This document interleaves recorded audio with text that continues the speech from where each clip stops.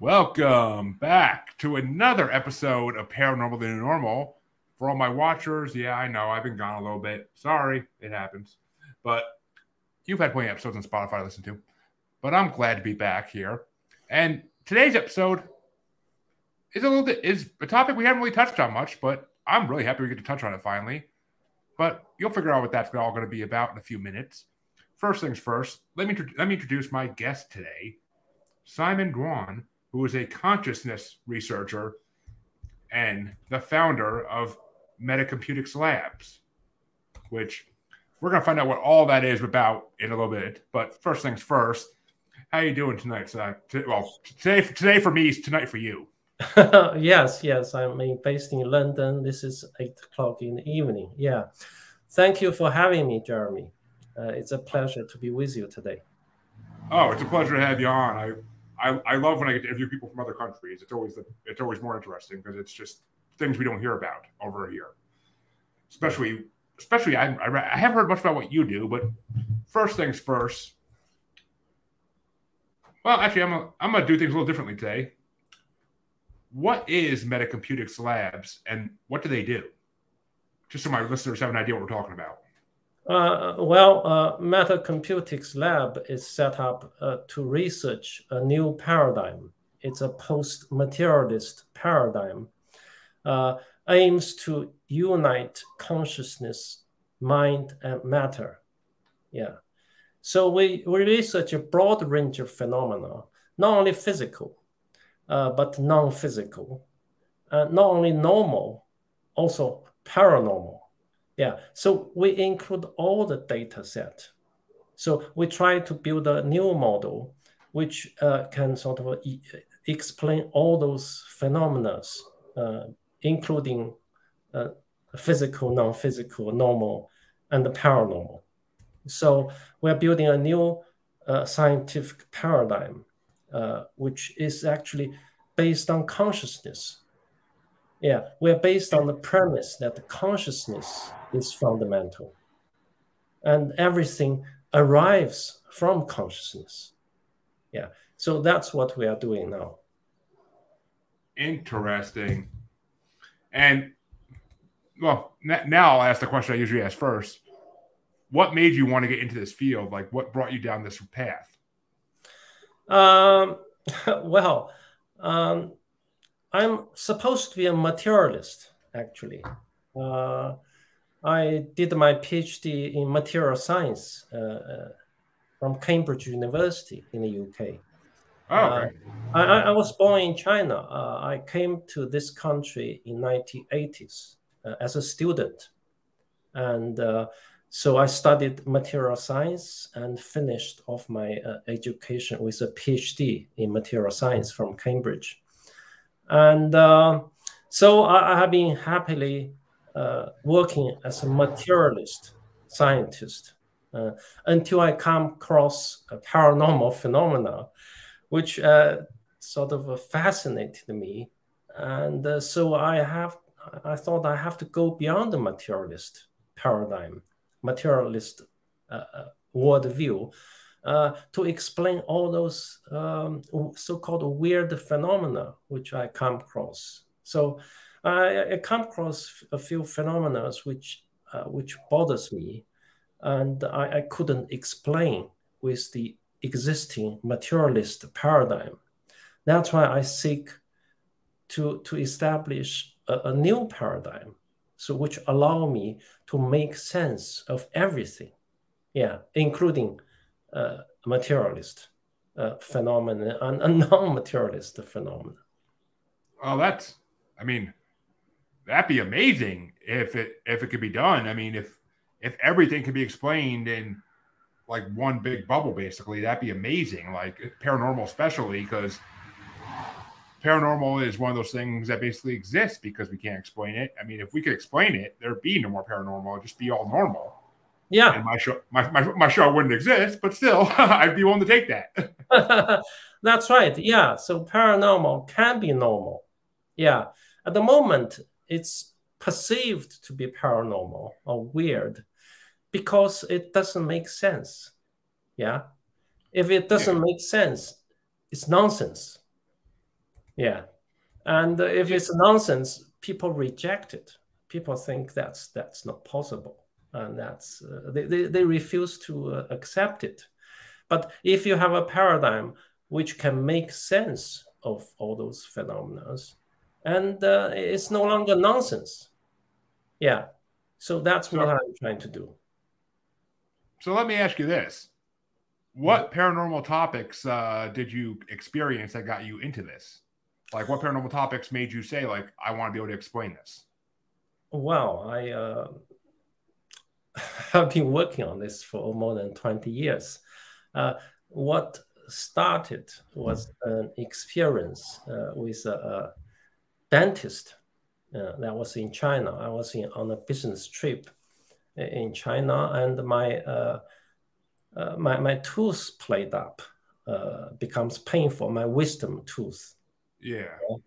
And I consulted the conventional dentist. They said, oh, it's actually, it's not trivial, and we have to give you a general anesthetic, and it's quite a big operation because it's wisdom teeth at the back. It's quite big. They're buried. Yeah. Yeah. And but my friend in China said, why don't you go to this place? So I went, and this dentist, when I went to this dentist, there's a wall of pictures with celebrities, with leaders, including the Communist Party Politburo leadership. And so that was encouraging. So I went ahead to have the tooth removal. What he did was actually just use a pair of tweezers to pick it out. Yeah. And there's no anesthetic injection, no blood clotting injection. And it wasn't that painful. He just took it out. And then we went lunch together. Sure. So at the lunch, and I asked him, what happened? What the hell did you do to me? And he said, I have an incantation. Yeah, I don't know what do you mean. If you understand what's the meaning of incantation. It's like a spell, like. Yeah, like spellcraft. Yeah. Yeah, that's right. Yeah. And he said, I use that to loosen your teeth, and then I can pick it out effortlessly. So that triggered my fascination and curiosity into paranormal, into psi phenomena. And since then, I have been spending a lot of time investigating various kinds of paranormal phenomena. And it's so diverse. I can actually, I don't know whether we have enough time, but I categorize it into different types of paranormal phenomena I came across personally. And they are physical, they are chemical, they are biological, they are informational, they are energetic, and yeah, all sorts of phenomena. Yeah. So I spent a lot of time just looking for this weird phenomena, and investigate the people who can produce them. So that's my journey. That's the rabbit hole I have been sort of down. Which when you say the people who can produce them, are you talking just like psychic mediums and people who can do magic with either with a K or with a C to some degree? Like, are those people you're talking about that can produce it, or is there something here I don't know about that I'm very curious about? Yeah, mainly to visit people who can produce those phenomena, and also for a large number of children who can do a blind reading, for example, mind reading, and that's also my recent interest, working with children. And Ooh, well, yeah, we've had it's well known that children are more open to all this than adults are because their minds are still free yes, of all the barriers adults put up to stop themselves. But yes. I mean, I'm sure you know as well as most people who listen to this show will know. It's hypothesized that everybody has these abilities. We just block them with walls in our brain, and it's all part of the brain we don't use. Mm.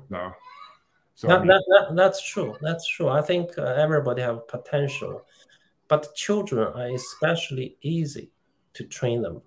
And in China nowadays, there's a lot of psychic training schools to train children to have the psychic ability, and they are very easy to train.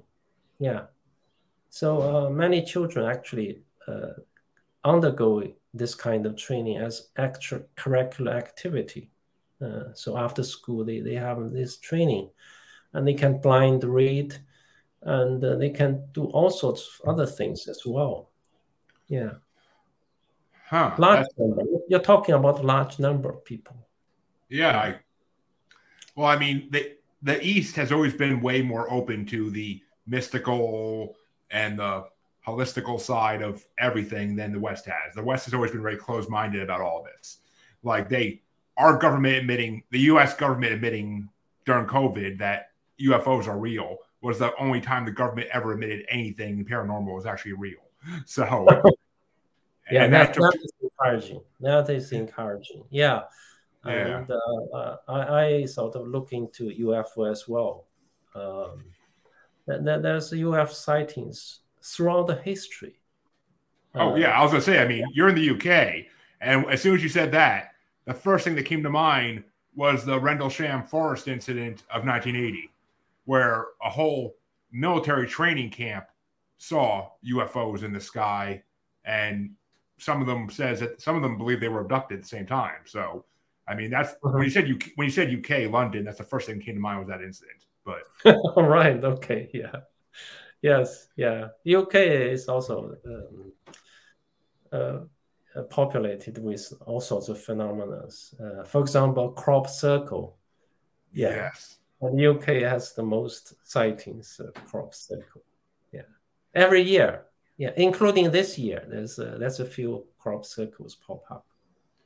Well, let me ask you this though, because a lot of people over here, like me, especially when I was a teenager, I saw a documentary where these two guys explained how they fake a lot of crop circles like around the world, like how he explained the method of standing on the board so that you're not leaving footprints, but you're making shapes. And I mean, it's art. It really is artwork when people do that. It kind of pisses me off because it's like you're screwing with the real evidence that we need to be able to prove. But still, I mean, it's impressive.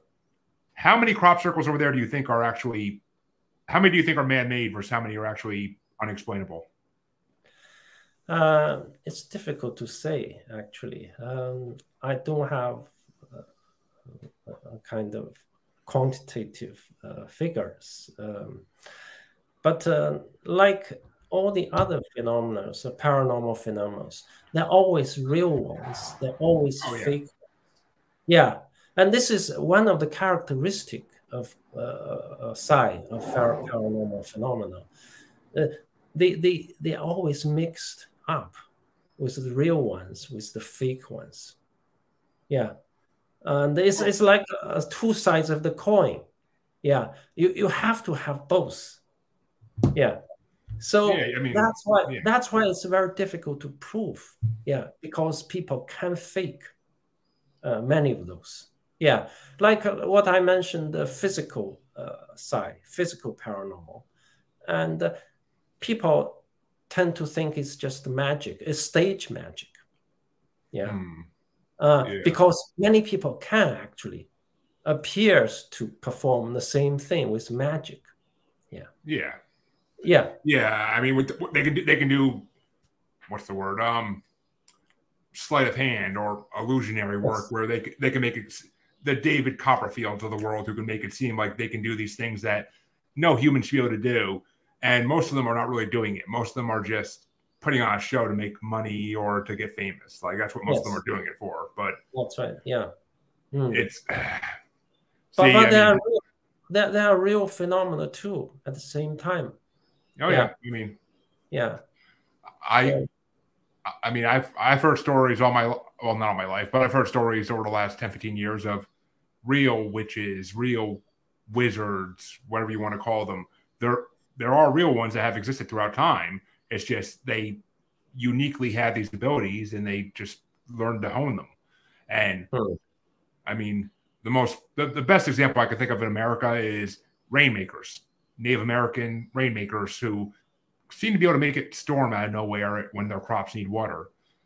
And I also I've had the descendant of a water witch on the show as well, and he had the ability too, somewhat like where he can, if they're looking for like a water to put a well in, like his father and him could both point you to the right spot where you can go to get water in a yard. Yeah. So that's. Yeah.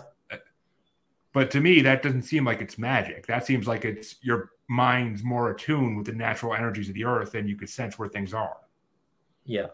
I mean, at least to me. I mean, but when you say physical, what do you think UFOs are? That's the question I guess I should be asking is, what do you think UFOs are? Like, where do you think they're coming from? UFO is from a parallel universe. Yeah. And in my theory, so after 20 years investigation of the various phenomena, I came sort of to the conclusion that the cosmos is actually a result of rendering from a rendering machine. Yeah. And sometimes people call it a simulation. But I don't like to use that word simulation. I sort of prefer to use rendering. So it's a processing output of computation, basically. That's what the creation is. Yeah. And with that creation, you have multi-layer existence. Yeah. You have sort of multiverse. Yeah. So normally we only experience one level of reality, one level of VR, if you want to use the word VR. So this physical reality is a virtual reality. Yeah. And because it's programmed to obey the law of physics, therefore it appears to be physical. Yeah. And you can program an image so it behaves as a solid. Yeah. Then you perceive it as a solid. So it's basically VR, but there's more than one layer of VR. Yeah. Yeah. So the rendering engine can operate at a different clock speed. So at each clock speed, you can render another universe, parallel universe, which vibrate at a different frequency. It's like you have a different TV station, different radio station. Yeah. And sometimes they blend in together. That's right. Yeah. But normally they are separate. Yeah. Yeah. And if you tune in one station, you receive information from that station. And some people can tune into multiple radio stations. Then they receive different images, different experience, different information from different parallel universes. Yeah. I think UFO is from another parallel universe. Yeah. Which makes sense. It makes sense because there are a lot of believers out there who believe that aliens are not extraterrestrial, they're ultra-terrestrial, meaning they come from another dimension, they come from another universe. Like they found a way to get through, like the universal barriers, the dimensional barriers. They found a way to pop through them somehow, or they're not doing it on purpose. Even like you said, it's just overlapping of different universes for a few minutes, and then it goes back to normal. That's right. Why. Yeah, yeah. Like they can alter their frequency into this frequency, then they can appear to us. Yeah. We are in the same space.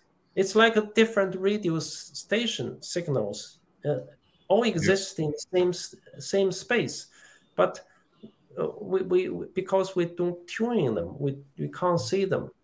When UFO change their frequency, vibration frequency, into this physical level frequency, then they appear. If they change their frequency back, it's like a default frequency, and they disappear. We cannot see. Another way we can experience UFO is that some people can tune in their frequency. Then UFO will appear to them. Yeah. There's two ways UFO can be perceived. One is the UFO change their frequency to our physical frequency. The other way is some people can tune in UFO's default frequency. Therefore, they can receive the information. They can render that image. Yeah. So I mean, the best way to put it for everybody to understand this is basically, you have a radio, and either the station is changing their frequency, or you're tuning your own frequency, and somehow you're going to match up, and it's going to line up eventually, and you're going to see something. Exactly. I mean, I've had people on the show before who I had a guy on the show who told me, he's like, every night if I go out and look for a UFO, I will see one. And that lines up perfectly what you're saying. He must be in frequency with them, and that's why he can always see them every night, is because he doesn't have to look. He can just look up and they're there because he's already tuned into it. That's right. Whether he wants to be or not, but he's already tuned into it. That's right. Yeah. And also, the people can perform paranormal phenomena are those people who can tune in different frequencies. Yeah. Because it's a multiverse, multi-parallel universe. And the level above programs the level below. Okay? So if you can tune into a level above, you can get into the database, which renders this level. Yeah. If you can interact with the rendering engine, i.e. the computer, then you can alter some programs. Yeah. If you alter the programs, you have paranormal. Yeah. Because paranormal is disobey the physics. Yeah. Normally, the rule set for this physical universe is determined by physics. That's a set of rules. Yeah. And so that's a program with a set of rules which determines this physical reality as a physical, has to obey the law of physics. At another level, you don't have to obey the physics. And also at a higher level, you becomes programmer. Yeah. You can interact with the random engine. You can alter the program. If you alter the program, then the physical reality can be changed locally, temporarily. Yeah. So that's how the paranormal phenomena occurs. Interesting.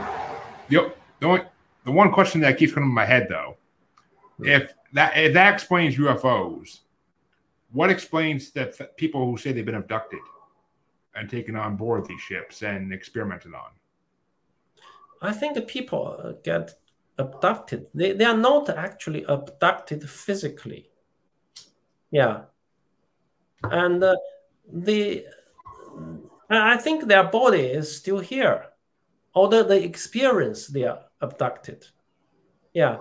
It's like a dream. Yeah, dream is also a parallel universe. Yeah. And I doubt it they are taken away physically. Yeah. Although for the person who experienced this, they would feel as if they are abducted physically. I doubted that. Yeah. I think because we actually also exist at all levels of parallel universes. Yeah. Each and every parallel universe have one of us. Yeah. It's like a nested Russian dolls. Yeah. Yeah. I get that. I mean, yes. Yeah. For anybody who doesn't know what they are, I'm sure you've seen them at some point in your life, but they're dolls that basically the smaller one goes in the bigger one, and it just keeps going on and on and on. And they're fun to play with your kid. They're really fun to play with. But yes, that's right. Yeah, we are already exist at the lower all levels, like that's Russian dolls. Therefore, if we switch off this physical one, we can make the other one, another layer of Russian doll, active. Yeah, I think what's abducted is another layer of the person. So it could be their consciousness, it could be their spirit, it could be any of these other parts of a human being that are abducted.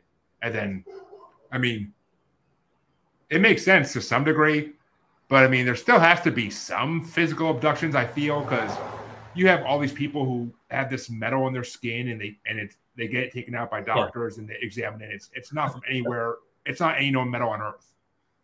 So yeah, it can be physical also. Yeah, because teleportation, for example, teleportation is another phenomenon. I have been looking into that. In China, we have people who can do the teleportation, and we can actually use the GPS tracker, which location tracker. They can actually teleport that tracker into miles away, hundreds of miles away. So because they make that disappear and teleport to another location, we actually can track the movement of that tracker. Yeah. So again, the location of object in this universe is basically data. It's a coordinate. Yeah. It's X, Y, Z. Okay.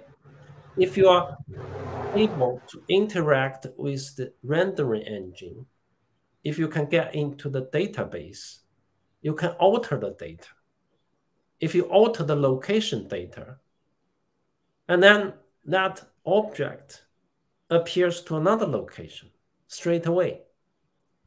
Yeah. Which I'm just saying that right there is some Harry Potter level stuff, and that would be awesome to be able to do that would be amazing. Like you forget something at home and you just think about it and have it and teleport it to yourself. Like that'd be crazy. That would make life so much easier. But yeah.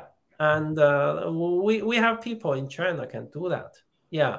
One of my friend who investigate paranormals, and he visited this guy, and this guy can do the teleportation. And this professor is a university professor. He's a professor of philosophy, and he forgot his business cards. Yeah, and then he told this guy, "Oh, I forgot the business cards." And that guy actually teleported some business cards from a professor's home to the location where they are. Yeah. See, why isn't this more known about though? Like, why is this not like being shown in documentaries and whatnot? Like, I mean, I'm sure the government doesn't want it getting out, but I'm sure they're like, we need to keep this under wraps for now. We can use this to our advantage, but no, people don't believe it. People reject it. Yeah, they refuse to believe it. Most people. They think you're just making up. You just yeah. I mean, because our education make us think it's impossible. Yeah, it cannot happen. Yeah, it's a materialist science education. Okay, so yeah. I mean, yeah. They teach you. Oh, if you forget something, you could go buy another in the store. You don't. There's no other way you're going to get the original unless you go all the way back home, and that's going to take too long. So you have to go buy another one. I mean, that's a materialistic society for you right there, basically. But yeah, Yeah. I mean, it's the But same as. also it's rare. It's not easy. I mean, Oh no, of course yeah. not. So it's very few people can do this. Yeah. And this guy, by the way, he can teleport money, banknotes. Yeah. Interesting. Yeah. We actually locked him up in a lab in Beijing. And we stripped him off, including underwear. He's naked. We locked him in a room. Yeah. Yeah. And he managed to teleport some banknotes into the room where he is. Wow. Yeah. And did they actually coordinate that it came from like a bank that was missing money or something? No, it's quite complicated. And he, according to him, he cannot spend the money. Okay. Huh. Yeah. And the money will disappear in a few days. It has to be returned. It has to be returned to somewhere he got it from. So there's a governing principles in the universe also. Kind of like Newton's laws, like things that will always exist no matter how much we try to disprove them. Yes, yeah, that's right. That's right. And so there's a limitation what you can do with it. Yeah. That's quite interesting also. And he said he cannot use the money. Which that right there, I mean, that foils anybody's plans of robbing a bank with their mind. But because if it's going to disappear in a few days and you can't spend it, there's no point in doing it. So that's right. That's right. Yeah. But yeah. let me ask you. I think that there's laws in the universe which keep it stable. Yeah. It makes sense, like the butterfly effect, like for time travel. Like if you go back to the past, you can't even step on a butterfly because it'll change something dramatically in the future. That's like right. Those kind of principles that just, I mean, a lot of these were originally written as fiction too, but that's the funny thing is that a lot of them are proven true. Like a lot of things that were written in fiction back in the 1800s, early 1900s as guiding principles of life in that novel would become a true principle. Like it's something that people really believe nowadays. Like, and it's something that has been proven. That's the amazing thing about life is we basically were writing stuff that was going to happen. But let me ask you this though, because you said energetic is one of the fields of this. When you say energetic, because over in the UK, I've had guests on from the UK before, and they were paranormal investigators as well, and they talked about how they would investigate like the Fae and fairy circles and that type of phenomenon and elemental magic. So is that what you mean by energetic, or? I think it's mostly for energy healing. Oh, okay, yeah. Okay. And using chi energy. Yeah. In China, we have a concept of chi. Yeah.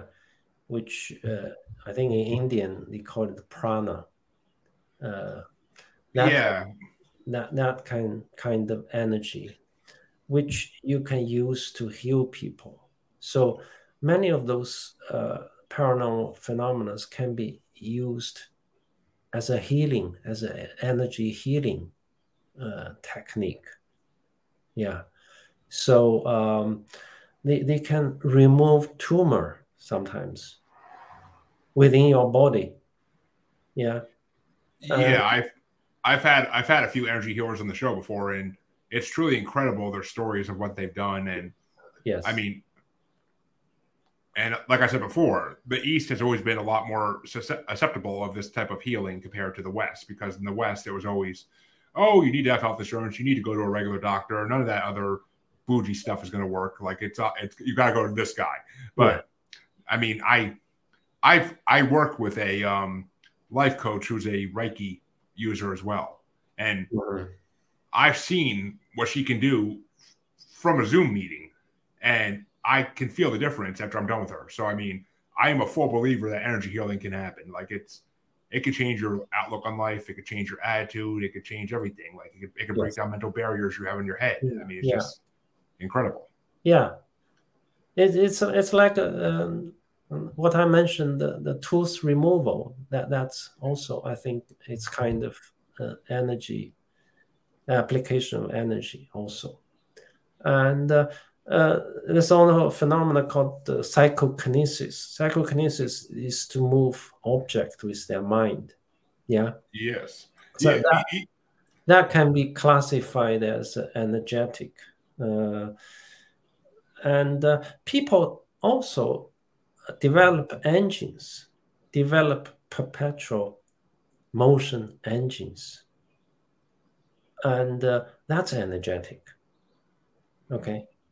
And the people, if you can move objects, regularly, then that device can generate energy. Yeah. So there's engine running and run by the mind. Makes sense. Yeah, which appears like a perpetual motion engine, but it actually powered by mind.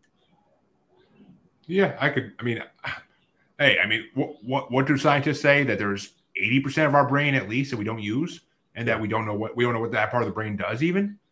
So I mean, all this stuff could be just what that part of the brain does, but we don't know how to unlock it. We can't break down the barrier that's stopping it all from working. Yeah, maybe it's not the brain which does the work. Yeah, according to my theory, everything is rendered from this computer, from this rendering engine. So the manipulating of this engine will produce all sorts of things. In theory, anything is possible. Yeah. Coming back to the energetic side, there's people who can charge iPhone, charge laptops with mind. They can actually produce electricity. Yeah, I've heard of that. Yeah. So that's another example of energetic paranormal. Yeah, I mean, trust me, I wish I could do that. I wish I could do that too. That's another one of those things that would be so helpful in life. But especially when your phone's about to die and you're nowhere near a charger, that'd be the best thing in the world. But yeah, it can happen. It can happen. Yeah, I believe it because, I mean, there was a show that a documentary show Stan Lee did a long time ago, where he actually went around the world and met people who had what seemed like superhero abilities to begin with. And there actually was someone who could produce electricity out of their fingers. Yes. Like it was just a natural thing they could do.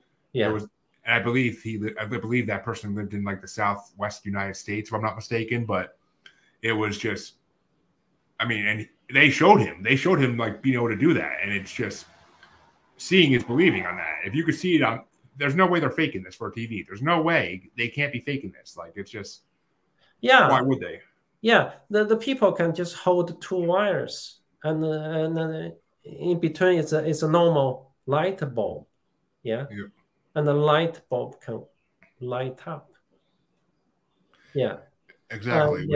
So there's electricity that's actually going through it. Yeah. All right, and so that's all right. So, what do they what category of this would the elementals, the fae, the fairies like fall underneath? Because all over the world, people believe in these creatures, and like they've been around since the beginning of time in stories. Yeah. So, where would they be on this scale of different categories?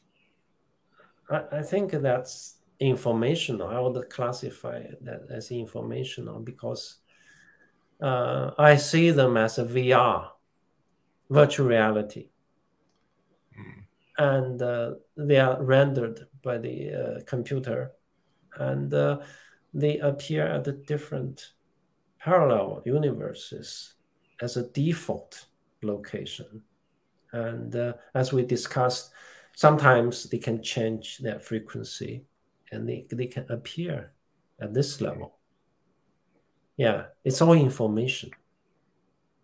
Interesting. And what about, I mean, because they said these fairy circles are basically like portals and that people go into them and then they come back and it's days later.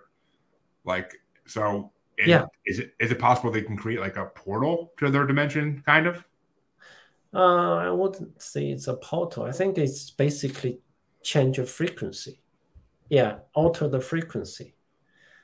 The portal implies there's a location you need to go there and you go through the tunnel, for example. But I don't think that's necessary. As long as you can change the frequency, you are in another level of reality already. So you don't need to go to certain places. Although there might be places which are more susceptible to change the frequency. Yeah. Yeah, like for example, like inside the pyramid or something, and some secret locations, they may be easier to change the frequency in that. But it's the key is the frequency change, vibration frequency change. Yeah, tuning into different radio station. That's which I guess these people that say like they disappear for days, maybe it just takes them a couple of days of our frequency time to figure out how to get back to our frequency. Maybe that's what it is. Maybe they're stuck in that frequency for a little while before they can bounce back. Yeah. Also, the time flow is different. Yeah. And because at each level you have a different vibration frequency, and that vibration frequency is determined by the clock speed of the rendering engine which produce that VR. So the sort of vibration frequency is basically determined by clock speed of the computation. Interesting. And the computation, you have to have a clock in the computation, yeah? And that clock running at a different speed at each level. Therefore, the time flow different speed at each level of the parallel universe. So typically, in the UFO encounter, abduction, they lose a lot of time. Yes. People lose time. Yeah. And I listened to one of the people who have a UFO experience. He was actually driving. Yeah. And during his driving, and he experienced hours of UFO abduction. Yeah, but he didn't lose much time because he's driving. He can't afford to lose time. But he actually experienced hours in another level of universe. So the clock speed is very different at each level. Yeah, it makes sense, and it's funny you say that because the most famous alien abduction case in the United States was Barney and Betty Hill back in, I believe, the 50s, and it was the same thing. They were driving through New Hampshire on their way back from their honeymoon, I believe, and they were abducted supposedly, and they lost hours and hours of time. And their typical story where their car stopped working, and like they saw this thing in the sky, they got out to look at it, and next thing they knew, they woke back up in the car, and it was the next morning. Yeah. Yes. Yes. Yeah. So, yeah, we also have people who basically spend 3 months in another planet, abducted by UFO. But actually, in this Earth time, he only spent 1 night. Yeah, it's like a dream, but that dream is so vivid. Yeah, it's an abduction story, and he stayed there for 3 months with all the details. He came back to write down. There's a lot of stories like that, and they're fascinating as could be. They really are. But from the time difference, my model predict they are not in this level. They are in another level. reality, another parallel reality. I mean, Yeah. each level, fundamentally, each level reality is the same. They are all VRs. Yeah. But they are produced by different rule sets. Yeah. Some rules are physical. The other rules are not physical. Another big difference is the time, because of the clock speed is different. Which makes sense. So we covered physical, we covered energetic, and we covered informational. There was one or two more divisions you said. Biological. I mean, you can interfere with the biological material, and we have done a lot of experiments with psychics in China who can germinate a seed within minutes. Yeah, you have a mung bean seeds. Yeah, and put it in his hands, and after a few minutes, it's already shoots that long, and people are using it in agriculture. Actually, there's application in agriculture, in growing vegetables and fruits and other agricultural produces.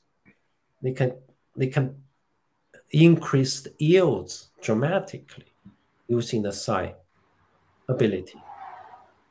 Which that would be a lifesaver for a lot of places on Earth. That's for sure. Yeah, yeah. Everywhere really, with how bad food prices are, that would lower food prices. But that's right. That's right. And there's people who practice this in agriculture. Yeah, they can produce new species also. Yeah. Again, my explanation is that they can actually alter the program. They can alter the speed of growing, and they can alter some characteristics also. Yeah, by the mind power. interesting. Yeah. So that's a biological. The other one is chemical. Chemical, again, they can alter the chemical property of matter. And they can enhance the flavor of alcohol, wines. Really? Yeah, it's expensive wines. Yeah, they can make that flavor mature much faster. Sometimes, if you have a expensive wine, you need years maturity. Yeah, yeah. They can reduce that speed, that time required to mature. Yeah, and also they can produce perfumes and enhance the fragrance of perfumes, expensive perfumes. Yeah, we have people. You give him any objects, yeah, and he just hold in his hands, and he gave back to you, and you smell it. You smell amazing, smell fragrance. Yeah. So basically, he can alter the frequency, the chemical property of matter, so it smells differently. Yeah. That's kind of, I mean, that's incredible. That would be incredible to be able to do that. I mean, I know a lot of people would like the wine part, but it's just to have that ability would be something beyond belief. Like, and I'm sure most people would love to have that. A lot of these abilities if they could, but they haven't unlocked that part of their body yet, and they may never, because it's something, from what I've been told, you have to actually really actively try to unlock it if you want to unlock it. It's not going to happen just naturally unless you're one of the few born that way. Yeah, but if we understand what's going on, and then we can sort of consciously make the effort to change it. Yeah, to train yourself to do that. Yeah. So that's the beauty of the theory. A theory not only explain phenomena, but also give predictions and give directions for your practice, so you know where to go. And that's what I'm trying to do also in my lab. Well, let me ask you this. What do you think, because I think it kind of ties into what you're talking about. What do you think about what they're doing at CERN in Sweden with trying to open portals or black holes like in their laboratory? They manipulate the material. So by manipulating the material, they can observe different phenomena, and they can bump into new phenomena, which could be useful. So yeah, but they are at the level which is at the physical level. It's phenomenology level. Okay, so they don't get into the programming level. I think the real high technology is actually to get into the programming level, to interact with the rendering engine. That's the real high technology. Yeah. And that actually save a lot of time, save a lot of money. Yeah. CERN is so expensive. They spend trillions, billions. They did. Yeah, the euros. And to build a tunnel miles long and trying to smash particles. And it's fine. They can produce phenomena, but it's still physical. I mean, it's still phenomenological. Yeah, it makes sense. I mean, yeah. But what I'm trying to do is actually to get into the programming level, to actually alter the program. If you can alter the program, you alter the reality, you alter the output. Yeah. Like the healing, what we discussed. I mean, disease is also a rendering process. Yeah. You can imagine a disease is actually a bug in the program.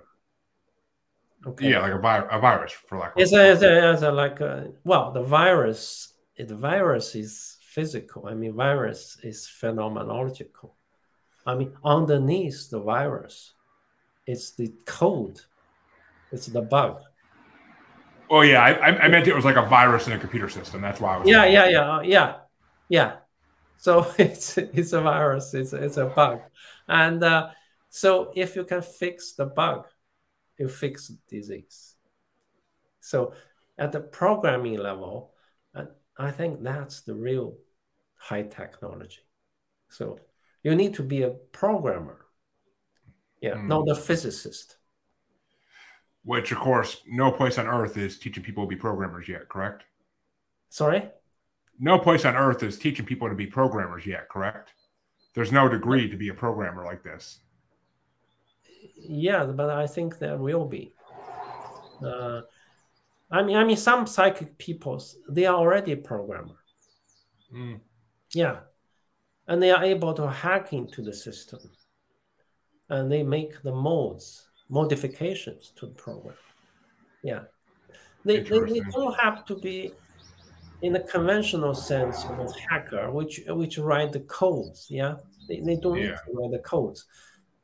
They only need to be able to interact with the rendering engine.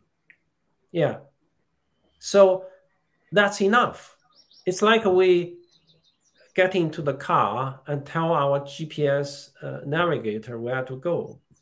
And the GPS will respond with a fastest or shortest route we can choose. Yeah.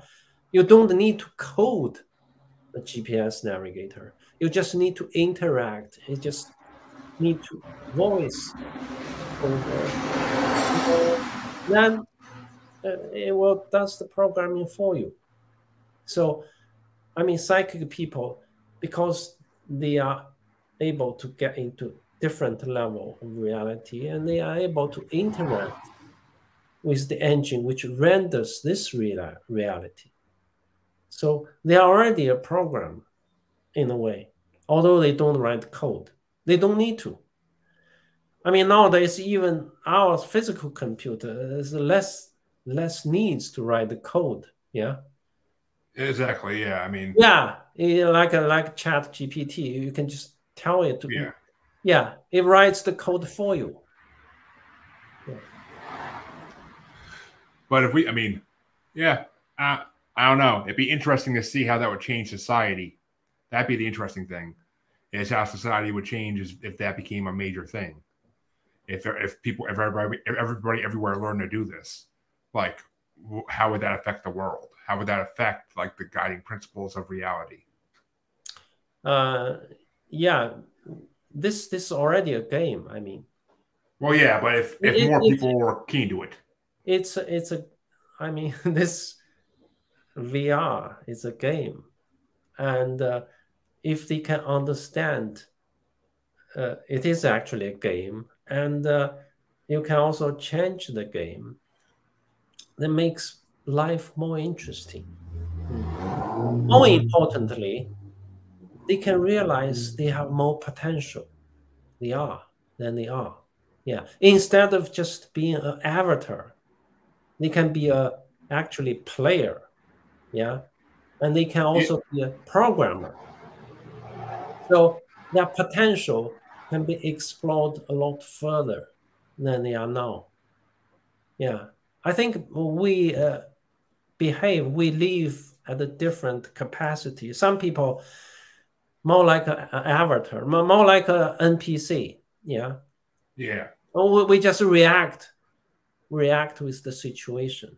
Yeah. And we don't really uh, control that much. But some people, those are successful people, they can actually behave as an active player. They control the situation. They make changes. They innovate. Yeah. But at another level, you become a programmer. Yeah. You can do all sorts of paranormal things, and because you are able to change the program.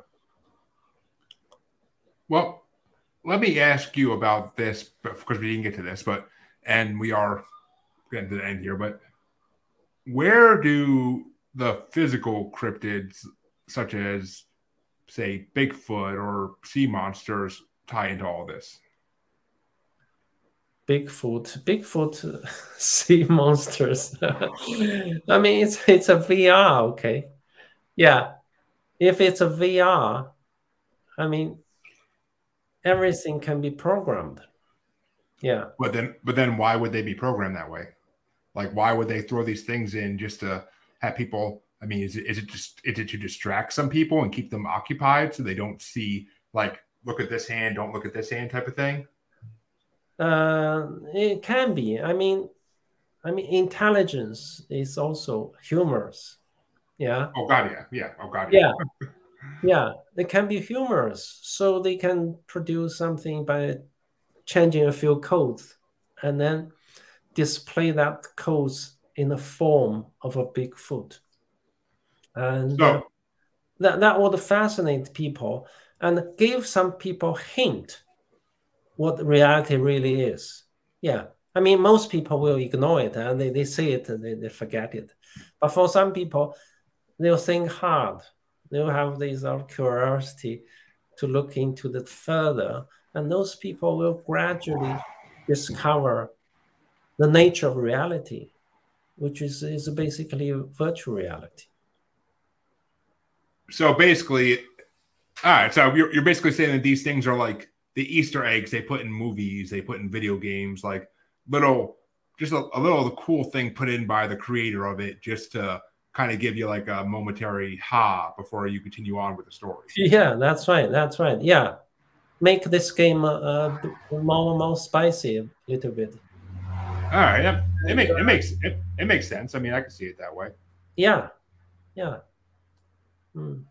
All right. Well, Simon, where can people find out more about this if they want to find more about what you're doing? Well, I have a website, metacomputics.com. And if they can go into the website, you will find some my publications and my YouTube channels, and so yeah, my Twitter account, and so they can ask me further questions. And I also do a private consultation to help people to live a more fulfilling life if they understand who they are. Yeah. Yeah. And their life is much more fun, much more fulfilling, because our true self is the programmer. And not everyone use that capability. As I said, most people live as NPC, which is sad. Yeah. But if they understand they are actually the consciousness, actually. In my model, everything is from consciousness. Even the computer, even the rendering engine is made of consciousness. And the consciousness is our true self. Yeah. I define meta-consciousness. Everything starts with meta-consciousness. And I define the meta-consciousness as the power to conceive, to perceive, and to be self-aware. And that power produces this engine and programs this engine and rendering different level reality. Yeah. And also this power play different avatars. Yeah. All the avatars, all of us are played by this power. In some tradition, they call it God. In some tradition, they call it Brahman. In some condition, call it the Tao. But it's the same thing. It's the power, the creative power. We are that power.